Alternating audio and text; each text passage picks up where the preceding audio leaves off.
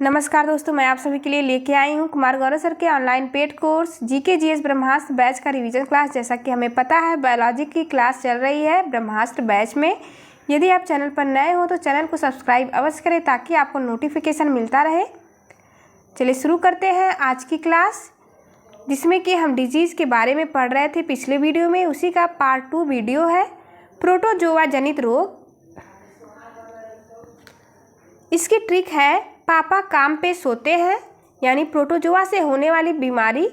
इसकी ट्रिक है पापा काम पे सोते हैं। पापा से हो गया पायरिया। काम से का से आप कालाजार को याद रख सकते हैं। म से मलेरिया, पे से पेचिस, इसे डायरिया भी कहते हैं। सोते हैं से निद्रा रोग को ध्यान रखिएगा, यानी प्रोटोजोआ से होने वाले रोगों के नाम है पायरिया, कालाजार जिसे लिस्मानिया कहते हैं, मलेरिया, पेचिस, डायरिया भी इसे कहा जाता है, और निद्रा रोग। पहला देखते हैं मलेरिया के बारे में। मलेरिया प्लाज्मोडियम नामक परजीवी के द्वारा होता है, यानी कि मलेरिया का कारक होता है प्लाज्मोडियम परजीवी। इसका वेक्टर यानी वाहक होता है मादा एनाफिलीज मच्छर। मलेरिया की खोज सबसे पहले रोनाल्ड रॉस ने किया था, इसलिए इन्हें नोबेल पुरस्कार भी प्रदान किया गया। मलेरिया रोग का प्रमुख लक्षण है तेज बुखार और आरबीसी की संख्या घट जाती है। विश्व मलेरिया दिवस 25 अप्रैल को मनाया जाता है। मलेरिया की दवा कुनैन, जो कि सिनकोना वृक्ष की छाल से प्राप्त की जाती है। मलेरिया का पहला टीका मास्क्विरिक्स बनाया गया है हाल ही में। टारगेट यानी कि मलेरिया उन्मूलन का लक्ष्य रखा गया है 2030। दूसरा क्वेश्चन, पेचिस या डायरिया भी इसे कहते हैं।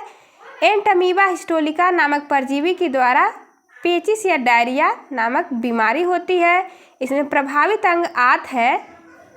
इसका प्रमुख लक्षण दस्त आना और उल्टी आना है। जहाँ भी आंत प्रभावित होगा उस रोग का लक्षण यही दस्त और उल्टी ही होता है, आप ध्यान रखिएगा। कालाजार यानी इसे लिस्मानिया भी कहते हैं। इसका रोग कारक लिस्मानिया नामक परजीवी है। वाहक इसकी सैंड फ्लाई मक्खी होती है। तेज बुखार इसका प्रमुख लक्षण है। भारत कालाजार उन्मूलन लक्ष्य 2023 था। चौथा क्वेश्चन, निद्रा रोग। यह ट्रिप्सोसोमेना नामक परजीवी के द्वारा होने वाली बीमारी है। इसकी वाहक सीसी फ्लाई होती है। इस रोग का प्रमुख लक्षण है नींद नहीं आना, इसी कारण से इसे निद्रा रोग नाम पड़ा है। प्रभावित ग्रंथि होती है पीनियल ग्रंथि, जिसे बायोलॉजिकल क्लॉक भी कहते हैं, जो कि हमारे दैनिक जीवनचर्या के कार्यों को रेगुलेट करती है, जैसे कि हमें भूख महसूस होना, नींद आना, उठना जगना इत्यादि चीज़ों को पीनियल ग्लैंड रेगुलेट करती है। इसीलिए इसे बायोलॉजिकल क्लॉक कहते हैं, और निद्रा रोग में यही ग्रंथि प्रभावित होती है। आइए इसे एक ट्रिक के माध्यम से याद रख सकते हैं, जिससे कि आपको याद करने में आसानी होगी। कालाजार और निद्रा रोग में क्या अंतर है। एक बच्चा मिट्टी में खेलने गया, उसकी माँ ने बोला मिट्टी में मत खेल, काला हो जाएगा। तो आप मिट्टी से सैंड को ध्यान रख सकते हैं, और काला से कालाजार को ध्यान रख सकते हैं, यानी कि कालाजार रोग सैंड फ्लाई के द्वारा होता है। निद्रा रोग, एक बच्चा सोया हुआ है और उसके कान में मक्खी आकर के सी सी कर रही है, जिससे कि उसकी नींद प्रभावित हो रही है। तो आप सीसी फ्लाई से निद्रा रोग को याद रख सकते हैं, एंड सैंड फ्लाई से कालाजार को एक साथ ध्यान रखिएगा। चलिए देखते हैं कवक जनित रोग के बारे में, यानी फंगस डिजीज। इसकी ट्रिक है काला गंजा दामाद खाए फ्रूट। आप 1-2 बार इसे पढ़ेंगे तो आपको अवश्य याद हो जाएगा। काला गंजा दामाद खाए फ्रूट। काला से ब्लैक फंगस हो गया, गंजा से गंजापन, दा से दाद, द से दमा, खा से खुजली, फ्रूट से एथलीट फूट।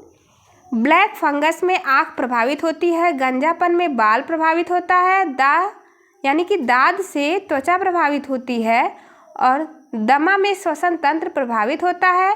खाज खुजली से त्वचा प्रभावित होती है, और एथलीट फुट से त्वचा प्रभावित होती है। ब्लैक फंगस के बारे में देखते हैं। यह म्यूकर माइकोसिस जनित रोग है। इसमें प्रभावित होती है आँख। अब देखते हैं अनुवांशिक रोग के बारे में, यानी कि जेनेटिक डिजीज। एक पीढ़ी से दूसरी पीढ़ी में स्थानांतरण होने वाली बीमारी को अनुवांशिक बीमारी कहा जाता है। आइए देखते हैं सिंड्रोम किसे कहते हैं। ग्रुप ऑफ डिजीज को सिंड्रोम कहा जाता है। कुछ प्रमुख सिंड्रोम के बारे में पढ़ेंगे हम। पटाऊ सिंड्रोम, यह 13वें गुणसूत्र के ट्राइसोमी से होता है। पटाऊ सिंड्रोम को आप एक ट्रिक की सहायता से याद रख सकते हैं। पटाऊ मतलब किसको पटाऊ, तो 13 को पटाऊ। 13 से 13वें गुणसूत्र को आप ध्यान रख सकते हैं, यानी कि पटाऊ सिंड्रोम में 13वें गुणसूत्र के ट्राइसोमी से यह होता है। अगला है डाउन सिंड्रोम, यह 21वें गुणसूत्र की ट्राइसोमी से होता है। जैसा कि आप डाउन देख सकते हैं, यह इसका उल्टा करेंगे तो यह 21 बनेगा। तो डाउन सिंड्रोम 21वें गुणसूत्र की ट्राइसोमी से होता है। एडवर्ड सिंड्रोम, ए से एडवर्ड और ए से 18वें गुणसूत्र की ट्राइसोमी से एडवर्ड सिंड्रोम होता है। इसे 1 से 2 बार आप देखेंगे तो आपको याद हो जाएगा। अगला है क्लाइनफेल्टर सिंड्रोम। यह, जैसा कि हमें पता है, 44 गुणसूत्र और XY या मिल करके मेल चाइल्ड का फॉर्मेशन होता है। यदि 44 गुणसूत्र के साथ XY के साथ एक एक्स्ट्रा X जुड़ जाता है और गुणसूत्रों की संख्या 47 हो जाती है तो इसे क्लाइनफेल्टर सिंड्रोम कहते हैं। इसमें एक X एक्स्ट्रा जुड़ जाता है और पुरुषों में महिलाओं के लक्षण आ जाते हैं। इसे ही ट्रांसजेंडर या किन्नर भी कहते हैं, अब ध्यान रखिएगा। अगला है टर्नर सिंड्रोम। टर्नर सिंड्रोम में 44 गुणसूत्र और XX यानी कि फीमेल के साथ एक X की कमी हो जाती है, जिसमें महिलाओं में महिला के लक्षण कम दिखाई देते हैं। यानी टर्नर सिंड्रोम में 46 की जगह केवल 45 गुणसूत्र ही होते हैं। अगला है हीमोफीलिया। यह भी एक आनुवंशिक रोग है। हीमोफीलिया को शाही रोग भी कहते हैं, क्योंकि सबसे पहले यह इंग्लैंड की महारानी एलिजाबेथ में यह रोग मिला था। रक्त का थक्का नहीं जमता है हीमोफीलिया में, यानी ब्लड क्लॉटिंग नहीं होती है। इसकी वाहक महिला होती है और इसका रोगी पुरुष होता है। अगला है वर्णांधता, जिसे कलर ब्लाइंडनेस कहते हैं। इसमें हरे और लाल रंग का पहचान नहीं हो पाता है। इसकी भी वाहक महिला होती है और रोगी पुरुष होता है। थैलेसीमिया देखते हैं। थैलेसीमिया, इसे ब्लड डिसऑर्डर भी कहते हैं, रक्त संबंधी विकार। RBC निर्माण नहीं हो पाता है। थैलेसीमिया नामक बीमारी में बार बार ब्लड बाहर से देना पड़ता है। अगला है सिकल सेल एनीमिया। यह जनजाति क्षेत्रों में अधिक पाया जाता है। RBC जो कि गोलाकार नॉर्मली होती है, पर इस रोग में सिकल सेल एनीमिया में RBC का आकार हंसियाकार हो जाता है। अगला है कृमि जनित रोग, यानी कि निमेटोड से होने वाले रोग। पहला है फाइलेरिया, जिसे हाथी पाँव रोग भी कहा जाता है। पैर इसमें सूजकर हाथी के पैर की तरह हो जाता है, इसी कारण से इसका नाम हाथी पाँव भी पड़ा है। इसका रोग कारक है वुचेरिया ब्रोंकफ्टाई। अब ध्यान रखेंगे, इम्पॉर्टेंट है क्योंकि यह इस समय चर्चा में है। भारत 2027 तक उन्मूलन लक्ष्य रखा है फाइलेरिया से। अगला है आई यानी आँख में होने वाला रोग, नाइट ब्लाइंडनेस। यह इसे रतौंधी भी कहा जाता है। विटामिन ए की कमी से रतौंधी नामक बीमारी होती है। दूसरा है निकट दृष्टि दोष। इसमें दूर की वस्तु साफ नहीं दिखती है। हम ध्यान रखेंगे, निकट दृष्टि दोष में हमें निकट का तो दिखाई देता है पर दूर की वस्तु साफ नहीं दिखाई देती है, जिसे मायोपिया भी कहते हैं। दूर दृष्टि दोष, इसमें पास की वस्तु साफ नहीं दिखती है, दूर की वस्तु साफ दिखेगी। आप इसे ध्यान रखिएगा, क्योंकि कभी कभी हमें लगता है कि दूर दृष्टि दोष में दूर का नहीं दिखता है, पर ऐसा नहीं है। दूर दृष्टि दोष में दूर का दिखेगा, पास की वस्तु साफ नहीं दिखती है। इसे हाइपर मायोपिया भी कहते हैं, आप याद रखेंगे। मोतियाबिंद बुढ़ापे में होने वाली यह एक बीमारी है, जिसमें आँख की पुतली सफ़ेद हो जाती है और धुंधला दिखता है।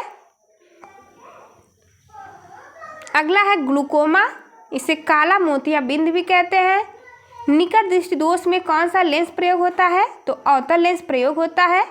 कॉनकेव, आप ध्यान रखेंगे, कई बार ये एग्जाम में पूछा जाता है कि निकट दृष्टि दोष में कौन सा लेंस प्रयोग किया जाएगा, तो अवतल लेंस। दूर दृष्टि दोष में कौन सा लेंस प्रयोग किया जाएगा? तो उत्तल लेंस। आइए इसे आप ट्रिक से ध्यान रखेंगे।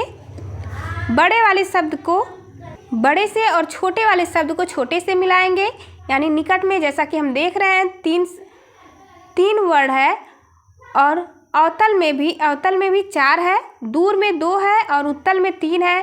तो बड़े वाले शब्द को बड़े से मिला देंगे, छोटे वाले को छोटे से, जिससे कि आपको आसानी होगी याद रखने में। निकट में अवतल और दूर में उत्तल का प्रयोग करेंगे। ट्रैकोमा आँख में होने वाली एक बीमारी है, आप इसे भी ध्यान रखिएगा। चलिए अगला देखते हैं, मस्तिष्क में होने वाली बीमारी। डिमेंशिया यह भूलने की बीमारी है। यदि भूलने की बीमारी बड़े स्तर पर हो जाती है तो उसे अल्जाइमर रोग कहते हैं, जिसमें कि मेमोरी लॉस होना इसका प्रमुख लक्षण है। मिर्गी इपिलेप्सी भी इसे कहते हैं, जिसमें बार बार दौरे आना, शरीर का तेजी से हिलना इसका प्रमुख लक्षण है। पार्किंसन डिजीज, इसमें हाथ और पैर की नस मस्तिष्क तक नहीं पहुंच पाती है, यानी मस्तिष्क का कंट्रोल हाथ और पैरों पर नहीं हो पाता है, जिससे कि हाथ पैर हमेशा हिलता रहता है। अन्य रोगों को देखते हैं। कैंसर, स्टडी ऑफ कैंसर को ओंकोलॉजी कहते हैं। कोशिकाओं में संख्या अनियंत्रित वृद्धि होती है। कैंसर करने वाले कारक को कार्सिनोजेन कहा जाता है।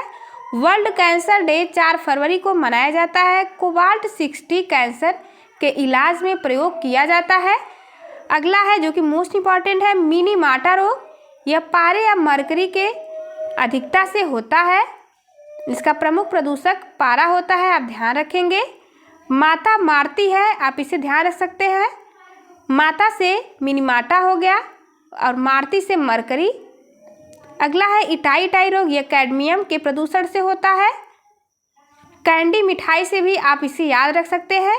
इटाई यानी मिठाई, कैंडी से कैडमियम, यानी इटाई रोग कैडमियम के प्रदूषण से होता है। मिनीमाटा मरकरी के प्रदूषण से होता है। ब्लू बेबी सिंड्रोम को आप ध्यान रख सकते हैं। नाई देखते ही बेबी ब्लू हो गया, यानी कि यह नाइट्रेट के प्रदूषण से होने वाली बीमारी है। Thank you for watching. चलिए मिलते हैं आपसे अगली वीडियो में, तब तक के लिए नमस्कार।